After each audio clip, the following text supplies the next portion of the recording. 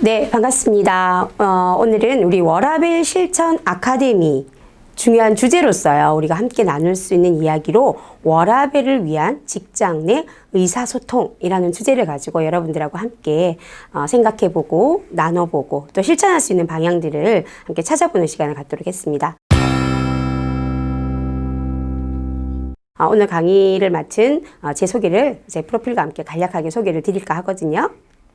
제 이름은 김정원이고요. 지금 부산 일생활균형지원센터와 함께 우리 부산 전 지역에 일생활균형에 대한 문화를 정착하고 또 도움이 필요한 곳들을 찾아가서 어떤 것이 우리가 워라밸인가 일생활의 균형인가에 대한 이야기들을 함께 나누고 있습니다. 오늘 또 그러한 인연으로 여러분들과 함께 이런 중요한 주제를 가지고 만나게 됐거든요. 오늘 이 시간이 여러분들에게 직장 생활에서 과연 내가 무엇을 할 수 있고 어떻게 해야 되며 무엇이 과연 직장 안에서의 나의 보람을 찾게 하는 것인가에 대한 부분들을 함께 이야기 나눠보도록 하겠습니다. 우리가 일생활 균형이 추구하는 가장 중요한 단어를, 키워드를 얘기하라고 하면 저는 아마 일생활 균형을 통한 윈윈이다 라고 말씀을 드리고 싶습니다.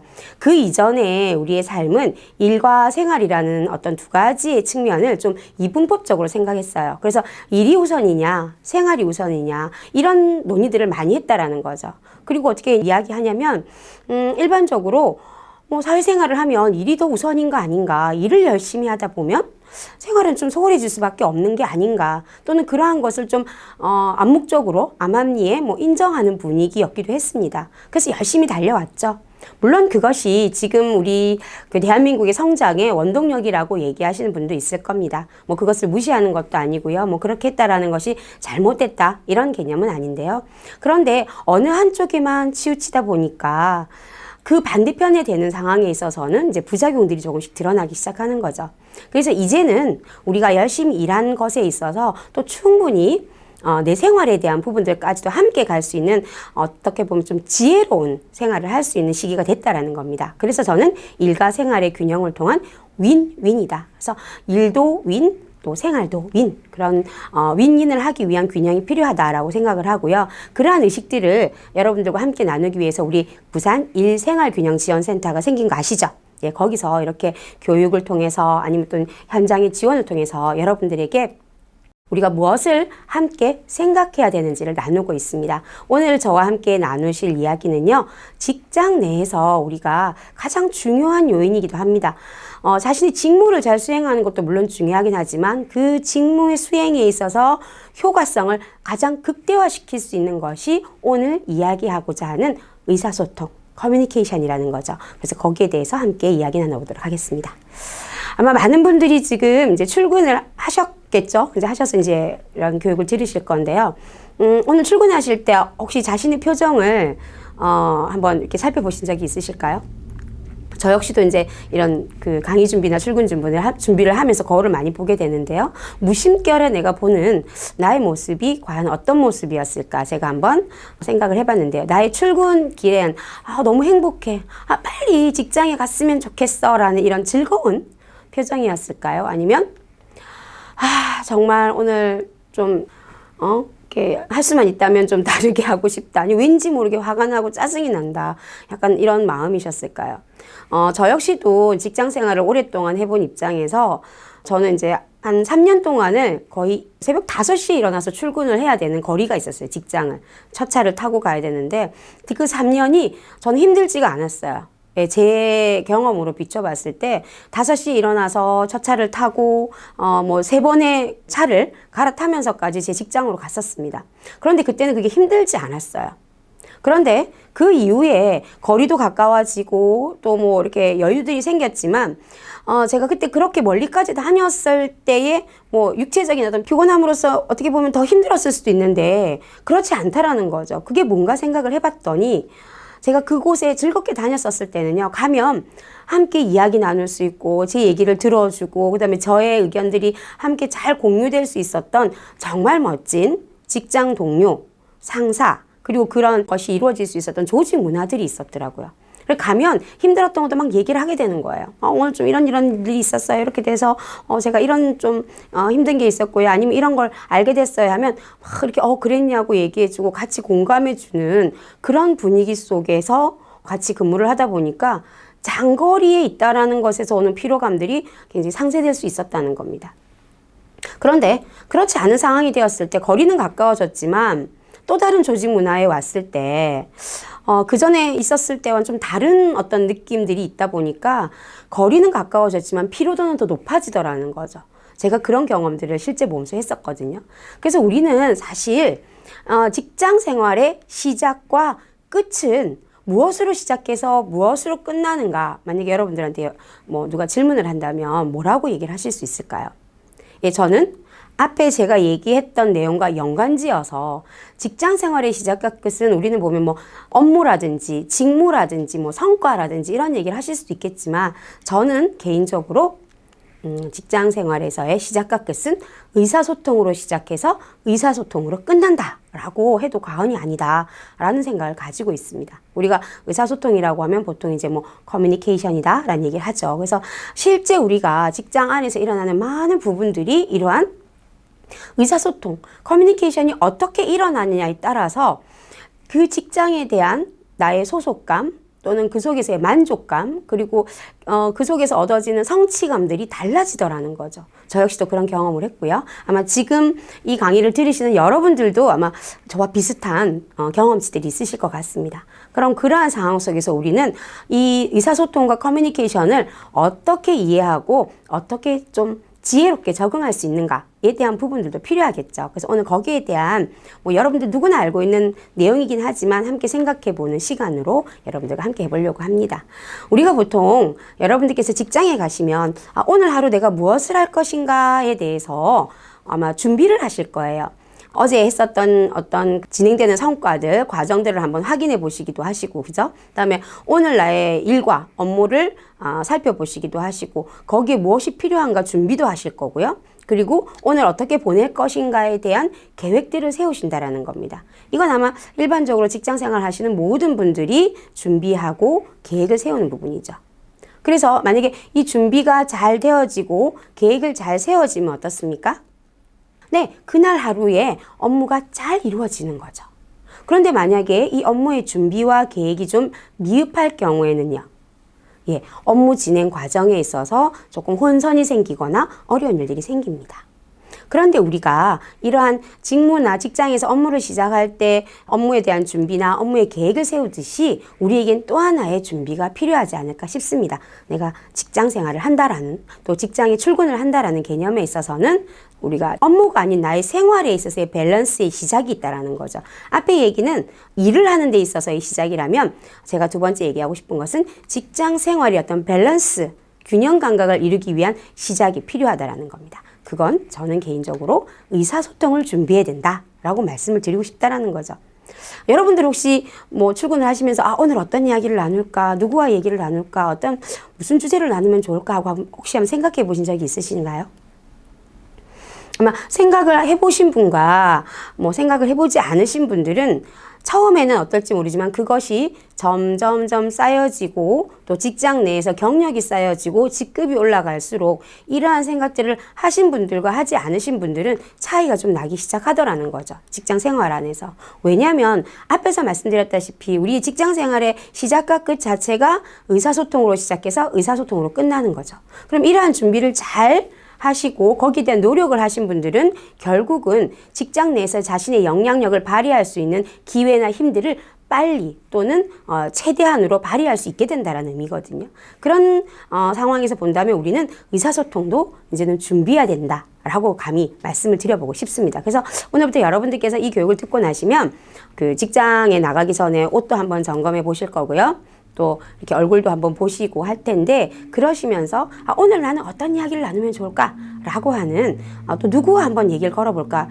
우리 직장 동료 중에 저 사람하고 내가 참 얘기를 한번 해보고 싶었는데 기회가 없었는데 오늘은 꼭 한번 얘기를 해봐야 되겠다. 뭐 이러한 생각들, 목표들을 한번 가지시고 준비를 해보신다면요. 그것 때문이라도 직장에 가보고 싶은 생각이 들 수도 있거든요. 이제 그런 부분들 함께 얘기해 볼 건데요. 그러면 의사소통이 뭔가에 대한 의미를 좀 알고 시작을 하면 좋을 것 같아서 제가 의사소통의 진정한 의미를 먼저 말씀 좀 드리고 싶습니다. 의사소통의 언어적인 기원을 보니까 라틴어에서요. 커뮤니케어라고 하는 나눈다라는 의미에서 나온 거예요. 그래서 커뮤니케이션으로 이제 사용이 되는데 쉽게 말해서 의사소통이라고 하는 것은 우리가 생각할 때 뭐 말을 하거나 몸짓을 하거나 반응을 하거나라고 생각을 하시잖아요. 상호 간에. 그런데 그 가장 저변에 깔려 있는 의미는 뭐라는 걸까요? 무언가를 나눈다라는 뜻이죠. 이걸 이해하시면요, 의사소통의 관점이 좀 달라지실 것 같아요. 내가 누군가와 뭐 의무적으로 꼭 말을 해야 된다거나 직장 상사에게 어쩔 수 없이 얘기를 걸어야 된다거나 이러한 개념이 아니라 나와 함께 생활하는 사람들과 무언가를 나누는 것이 의사소통이다 라고 생각을 해보시면 훨씬 더 접근하기 좋을 것 같습니다. 그래서 직장에서의 의사소통, 그러니까 인간 간의 소통은요, 나눔이고요.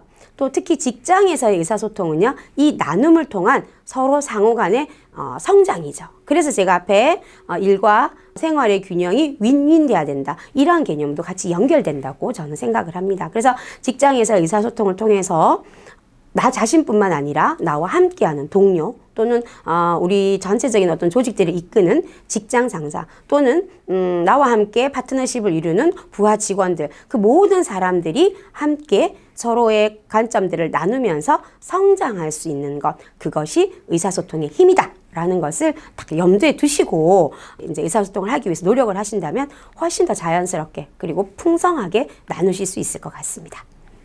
저의 이야기에 공감하시죠? 네.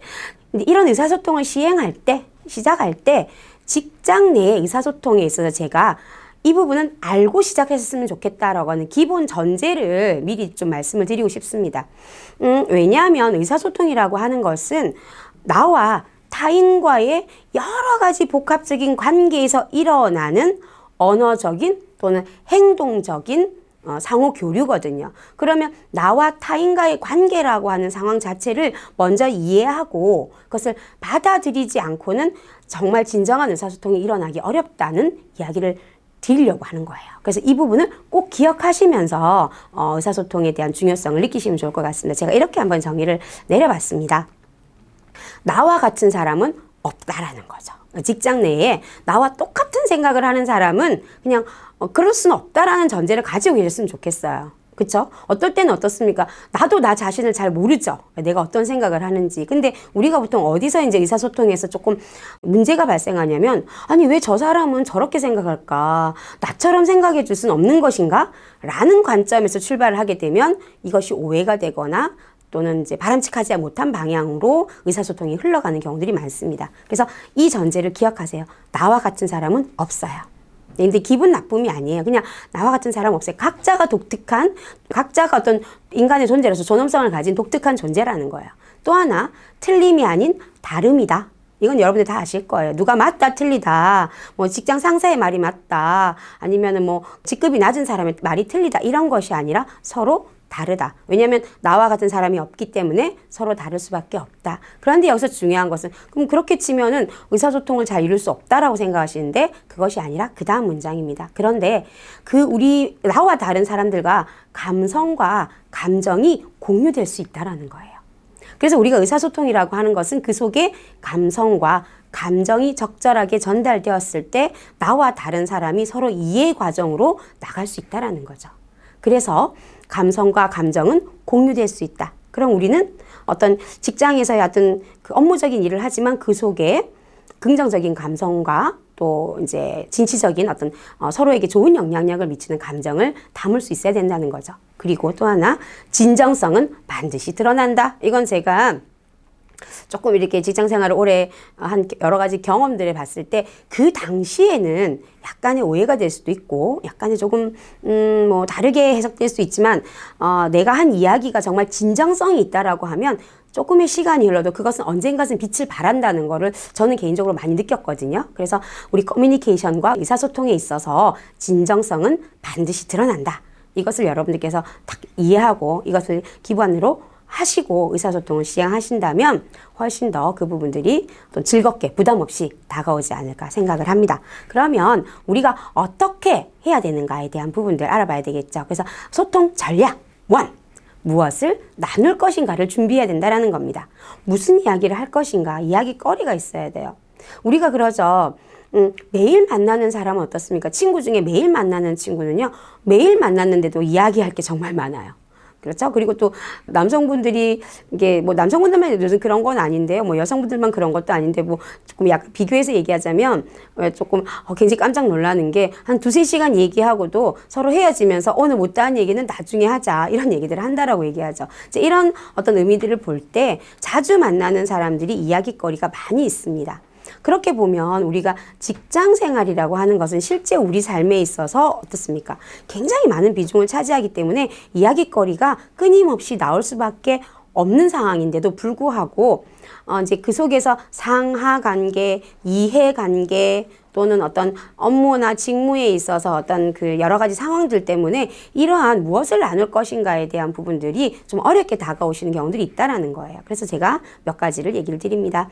나누기 위한 부분들이 우리 소통하기 위해서 나눈다라고 생각해 주세요. 뭐 전달을 한다거나 지시를 한다거나 아니면 그것에 그냥 따른다거나 이런 것이 아니라 소통을 위해서 나누기 위한 거리를 준비한다라고 생각하시면 좋겠는데요. 그런데 우리가 감정과 감성으로서 공유해야 된다라고 하지만 어떠한 공통된 화제를 처음 제시할 때 소통 전략에 있어서 제시할 때 너무 개인적인 거라든지 너무 감정에 치우친 것으로 시작을 하게 되면 또 받아들이는 입장에서 좀 부담스러울 수도 있다라는 거예요. 그래서 제가 뭐라고 얘기했냐면 거리들은 좀 이성적으로 객관적으로 이야기할 수 있는 그래서 이성적인 공유로 시작을 하는 것이 훨씬 더 접근하기 쉽다라는 겁니다. 그래서 첫 번째 이제 공통의 화제, 요즘 이슈가 되고 있는 화제들을 잘 정리를 한번 해보시는 거예요. 근데 그 화제들 중에서 이야기거리 중에서 어떤 분들은 막 안 좋은 이야기, 막 이렇게 좀 이렇게 불쾌한 이야기들을 많이 아시는 분들이 있는데요. 물론 그것도 굉장히 중요한 어떤 거리가 될 수는 있겠지만 인간의 감정은 비슷하거든요. 예를 들어서 출근을 해서 이제 막 활기차게 일을 하려고 하는데 막 이렇게 좀 힘든 이야기, 안 좋은 이야기, 불평불만의 이야기들을 같이 나누게 되면 에너지가 굉장히 급격하게 다운될 수밖에 없습니다. 그래서 우리가 공통적인 화제 중에서도 좀 긍정적인 결과물들을 제시할 수 있는 거리들을 준비를 하시는 거예요. 이해되시죠? 그래서 그러한 것들 한번 찾아보시고 아니면 또 기록도 해놓으시고 내일 이런 이야기들 함께 나눴으면 좋겠다. 우리 뭐 회사가 이런 것들이 있었는데 이러한 성과들이 났는데 뭐 그 성과들에 있어서 우리가 기여한 일들이 뭐 아니면 좀 직급이 있으신 분들 같은 경우는 그 밑에 부하들에게도 여러분들의 덕분으로 이러한 일들이 일어날 수 있었다라고 하는 긍정적인 결과물들을 좀 제시할 수 있는 준비를 하시면 좋겠고요. 그 다음에 요즘은 이제 정보의 시대다 보니까 그 넘쳐나는 정보들에 대한 피로도가 좀 높아요. 그래서 정말 객관적인 자료로서의 나눌 거리를 가져오지 않으면 그냥 뭐 예를 들면은 우리가 뭐 여러 가지 미디어 상에서 이렇게 제시되는 무조건적인 내용들을 막 화제거리나 공통거리로 얘기하게 되면 잘못된 정보나 또는 어떨 때는 좀 위험한 함부로 그렇게 판단하기에는 바람직하지 못한 이야기거리들이 제시될 수도 있거든요. 그렇게 되면 그것이 계속 넘쳐날 땐 서로에 대한 피로도가 높아질 수도 있어요. 그래서 어떻게 보면 좀 객관적인 자료들을 준비를 그래서 어디에 의하면 무엇에 의하면 아니면 어떤 뭐 결과에 의하면 이런 부분들이 있었다라는 나눈 거리들을 준비를 하시면 좋을 것 같고요. 또 하나 굉장히 중요한 것은 이러한 이야기들을 하는 이유가 무엇인가에 대한 방향성을 제대로 가지시는 거예요. 우리는 이야기를 왜 하려고 하냐면 뭐 예를 들어 잡담을 해도 됩니다. 좀 잡담을 하면서 서로 이제 공감대를 형성이 되는데 그 잡담의 어떤 내용들에 있어서도 결국은 뭐냐면 갈라지기 위한 것이 아니에요. 누구를 분열시키거나 누구를 좀 이렇게 따돌리거나 아니면 어떤 사람을 힘들게 하기 위한 것이 아니라 그러한 여러 가지 다양한 이야기들이 직무와 관련이 있건 아니면 직무와는 조금 주제상으로 좀 거리가 있건 간에 중요한 것은 우리는 협업하기 위한 것이다. 함께하기 위한 것이다. 그러기 위해서 나누는 것이다. 라고 하는 생각들을 가지시고 한다면 이 나눔거리들을 좀 긍정적이고 바람직한 거리들로 많이 넘쳐나실 수 있다는 거예요. 그리고 이러한 이야기들이 많으신 분들 어때요? 즐거운 이야기들이 많이 있고요. 사람을 기분 좋게 하는 어떤 자료들을 계속 제시하시는 분들을 보면요. 주변에 사람들이 자연스럽게 모일 수밖에 없어요. 왜냐하면 그 이야기를 들으면 기분이 좋거든요. 이제 이러한 것들을 좀 준비하시면 좋겠다라고 얘기를 드리고 싶습니다. 그럼 이제 무엇을 나눌 것인가를 우리가 해봤다면 거리가 준비가 됐다고 해서 그것이 뭐 바로 소통으로 연결되진 않아요. 소통에 있어서 중요한 것은 앞에서 말씀드렸다시피 나와 타인 간의 어떤 주제나 이야기들을 가지고 언어나 행동, 그죠? 뭐 제스처나 아니면 다양한 방법으로 서로의 생각들을 공유하는 거죠. 그렇다면 우리가 보통 이제 의사소통에 있어서 가장 많이 사용되는 것 중에 하나가 이제 언어적인 사용들이 많이 되어지거든요. 이럴 때 이제 방법론적인 것이 중요하다라는 겁니다. 결국 어떻게 나눌 것인가에 대한 생각을 반드시 해야 된다라는 거죠. 그래서 소통 공감을 하기 위해서는요, 이성적인 주제를 가지고 이야기거리를 제시했다면 그 이야기거리가 제시되고 서로 나누는 상황에 있어서는 좀 감성적인 태도로 공감할 수 있도록 하자라고 말씀을 드렸어요. 그래서 그게 4가지를 적어봤는데요. 첫 번째, 선수용 후 제안입니다. 예를 들어 어떤 누군가의 의견이 있고 얘기가 있을 때 일단은 수용을 하는 게 중요해요. 수용하지 않고 거부부터 하게 되면 그 이야기를 한 사람 자체가 이제 불편한 감정 또는 기분 나쁜 감정으로 전환이 되면서 서로에게 좋은 영향력을 못 미치다라는 거예요. 그래서 선수용, 일단은 그럴 수 있겠구나, 그런 부분들이 있겠구나라고 먼저 수용을 하시고 충분히 이야기가 된 다음에 그다음에 거기에 대해서 비난하는 것이 아니라 나라면 이런 부분들이 있다. 나라면 이런 부분들을 생각해 보면 좋겠다. 아니면 우리는 이렇게 이 부분에 대해서 어떻게 하면 생각하면 좋을까에 대한 제안들을 해볼 수 있는 겁니다. 그래서 먼저 수용을 하고 그 이후에 그 수용된 내용을 가지고 새로운 제안들을 할 수 있는 방법으로 하시면 좋을 것 같고요. 그 다음에 이제 제일 중요한 거예요. 긍정적 제스처라는 거죠. 이야기를 할 때 예를 들어서 누가 팔짱을 탁 끼고 있거나 고개를 끄덕인다고 해도 뭐 이런 식으로 하거나 아니면 뭐 좀 다른 데를 쳐다보고 있거나 하면 내가 지금 전달하고자 하는 의견들이 제대로 전달됐다는 느낌을 받을 수가 없게 돼요. 그러면 어떨까요? 불편한 감정들이 싹트기 시작합니다. 이 불편한 감정들이 조직 생활에 있어서는 왜냐하면 이 불편한 감정이 자꾸 생기게 되면 결국은 그것이 업무 처리 과정에 있어서도 마찰로 드러날 수밖에 없거든요. 누군가 우리가 왜 이런 의사소통에 대해서 직장 내 의사소통을 좀 잘 알아야 되냐라고 얘기한다면 하나로 뭐 만약에 딱 하나를 꼽으라고 하면 나의 직무 역량을 가장 효과적으로 끌어올릴 수 있는 환경을 만들기 위함이다. 저는 그렇게 얘기하고 싶습니다. 내가 소통이 잘 되고 의사소통이 잘 되면요, 제가 전달하려고 하는 내용 또는 제가 전달받고자 하는 내용, 그 전달되고 전달받아지는 내용 안에서 수행할 수 있는 업무 역량 이런 것이 전부 다 상승될 수밖에 없거든요. 그래서 이런 것들을 인식을 하셔야 된다는 거예요. 뭐 나만 잘하면 되지, 뭐 내 일만 잘하면 되지. 물론 그러실 수도 있겠지만 실제 조직에서의 일이라고 하는 것은 혼자만의 임무로 해나갈 수는 없다라는 걸 아마 여러분들이 더 잘 아실 거예요. 그래서 이러한 부분들이 누군가 이야기를 할 땐 긍정적인 제스처. 이해되시죠? 끄덕임, 반응해주기. 그래서 외국 사람들이 이렇게 왜 한국 사람들의 특징에 있어서 얘기하는 거 보면 이렇게 손뼉을 치거나 이야기할 때 손뼉을 치거나 박수를 치거나 이런 제스처를 굉장히 많이 한대요. 근데 그것이 좀 이상하게 보이기도 하지만 굉장히 호응하고 있다. 라고 생각된다고 하기도 합니다. 그래서 이런 긍정적인 제스처도 해주시고요. 그 긍정적인 제스처의 하나라서 리액션인 거죠. 리액션, 그 행동에 대해서 다시금 반응해 보이는 겁니다. 이제 긍정적 제스처는 동의한다라는 표시라면 리액션은 이야기한 것에 대해서 어떻게 다시 리뷰, 행동해 주는 거예요. 그럴 수 있지.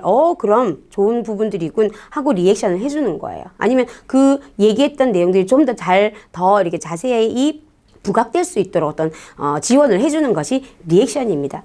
특히 예를 들어서 직장 상사의 경우에 이런 리액션을 잘해주면 어떨까요? 그 부하들이 훨씬 더 업무 역량에, 업무 능력에 있어서 자발성들 또 스스로 먼저 하려고 하는 의지들이 좀 더 많이 생긴다는 거죠. 그래서 이런 리액션이 필요하고요. 또 하나는 방법론적인 거에 있어서요. 제가 적자생존이다라고 했는데 이 적자생존은 뭐냐면 적는다는 거예요. 글자를 적는 사람이 살아남는다. 이 의미입니다. 뭐냐면 우리가 의사소통에 있어서 중요한 것 중에 하나가 그 상대편이 한 이야기를 다음에 또 기억해 주는 것이 중요해요. 그죠? 지난번에 내가 얘기했던 이런 부분에 대해서 다시 뭐 얘기했을 때 언제 그런 얘기 했어요? 그런 말 했어요? 난 생각이 잘 안 나는데요. 이랬을 때는 저 사람은 내 얘기를 잘 듣지 않는구나 라고 오해할 수 있습니다. 그래서 우리는 정말 중요한 이야기들, 우리가 함께 나눴던 중요한 이야기들은 조금 기록해 두는 습관도 이 소통 전략에 있어서는 매우 중요한 키포인트다라는 걸 말씀드리고 싶다라는 거죠. 그래서 선수용하고 후제안하고요. 긍정적인 제스처를 함께 제시하면서 그 상대편이 한 말에 대해서 리액션을 해주고 그리고 그 이야기의 중요한 부분이다라고 생각하는 것 좀 적는 부분들. 이렇게 소통이 이루어진다라면요. 어떨까요? 이런 소통을 쓰는 사람들과 함께 이야기하면요. 아마 시간 가는지도 모르고요. 굉장히 즐겁지 않을까 생각을 해봅니다. 자, 그 다음에 중요한 게 그러면 무엇을 소통할 것인가에 대한 주제도 거리도 하나 생겼고요. 어떻게 할 것인가도 생겼는데요. 이제는 뭐가 있냐면 우리 직장 내에 있어서 소통에 있어서는 대상자가 있습니다. 그래서 나와 예를 들어 동일한 수평적 관계에만 있는 것이 아니라 수직적 관계도 있다라는 거죠. 그래서 의사소통의 또 중요한 부분들은 누구와 의사소통하느냐에 따라서 달라진다라는 거죠. 그래서 누구와 나눌 것인가에 있어서 제가 크게 두 가지로 제시를 했습니다. 직장 동료와 또는 아니면 뭐 부하도 될 수 있겠죠. 그런 대상자들과 이야기를 나눌 때는요. 사실은 직장 내의 의사소통이란 말을 다른 얘기로 하면요. 직장 내 에티켓이라고 보시면 돼요. 그냥 무조건 편하게 얘기하는 것이 아니라 그 대상자에 맞는 에티켓을 지키는 게 가장 좋은 의사소통 방법입니다. 뭐 예를 들어서 편안한 분위기, 아주 창의적인 분위기, 또 유용한 분위기를 만드는 직장이라고 해서 뭐 상사나 부하나 아니면은 그 동료나 아니면 뭐 여러 사람들한테 편하게 말하라는 게 아니죠. 그 의미는 뭐냐면요.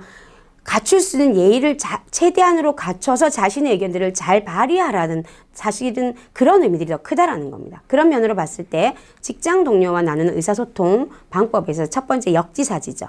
입장을 바꿔보려고 하는 노력입니다. 그런데 100%는 될 수 없어요. 하지만 역지사지 해보려고 하는 노력이 필요하고요. 그 다음에 요즘 말이 많이 하죠. 낄낄 빠빠. 예, 낄 때 끼고 빠질 땐 빠질 수 있어야 된다. 이렇게 쉽게 말해서 눈치가 있어야 돼요. 네, 그래서 이런 생각들. 그리고 앞에서 얘기했던 것과 연결되는 진정성이면 내가 진짜 그 상대방을 위해서 하는 이야기들, 진정성을 가지고 대화를 하셔야 되고요. 그 다음에 이때 중요한 것이 그 진정성은 결국 긍정적인 언어에서 드러납니다. 이게 뭐 부정적인 언어라든지 아니면 좀 욕설이라든지 아니면 좀 과격한 언어가 드러났을 때 그냥 들어주긴 하지만 그 상대편의 입장에서는 좀 이렇게 시너지를 발휘할 수가 없어요. 그래서 긍정적인 언어를 쓸 수 있도록 하는 것이 중요하다라는 거 키포인트 말씀드렸고요. 그 다음에 이제 우리가 직장 동료가 있으면 직장 상사가 있겠죠. 근데 우리 직장 상사를 바라보는 관점은요.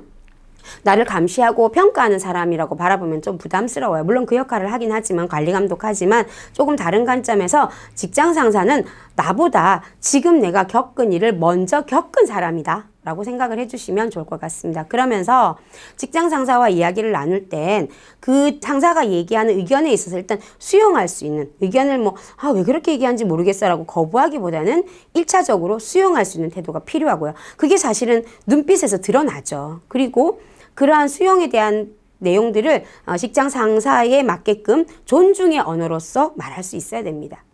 경어를 쓴다든지 존댓말을 쓴다든지 그 존중의 언어가 사용되어져야 되고요. 그리고 그러한 이야기들을 좀 인정할 수 있어야 됩니다.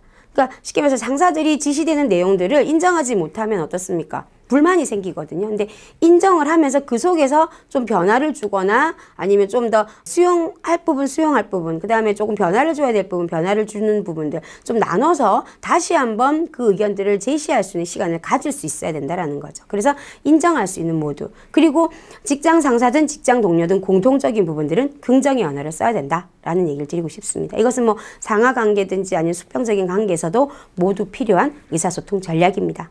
아마 여러분들 잘 사용하고 계실 거예요. 오늘 제가 한번 정리를 했던 내용이고요.